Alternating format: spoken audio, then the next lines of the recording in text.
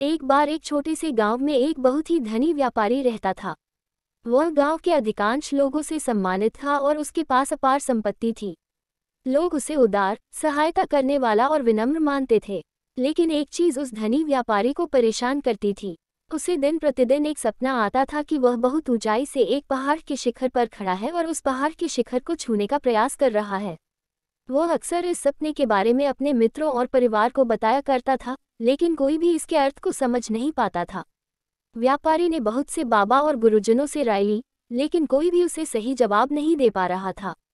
उसके दिल में उस पहाड़ के शिखर तक पहुंचने का ख्वाब बसा रहता था। एक दिन एक बुजुर्ग सन्यासी उसके पास आया और उसके इस सपने के बारे में सुना। व्यापारी ने उसे भी यही सब सुनाया और अपनी समस्या बताई।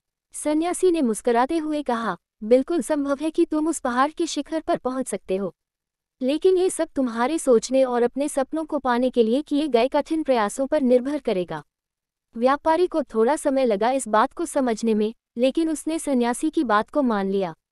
अब व्यापारी ने अपने सपने को पूरा करने के लिए बड़े बड़े कठिनाइयों का सामना किया। वह पहाड़ के शिखर पर पहुंचने के लिए कई महीने काम किया, धैर्य रखा, संघर्ष किया और अपनी निरंतरता से उस सपने को पूरा किया। अंत में उसे सपने की प्राप्ति हुई। वह उस पहाड़ के शिखर पर खड़ा होकर जीत का जश्न मनाने लगा। उसका सपना पूरा हो गया था। इस कहानी से हमें ये सीख मिलती है कि सपने सच करने के लिए हमें अपने उद्देश्यों के पीछे खड़े होकर संघर्ष करना पड़ता है।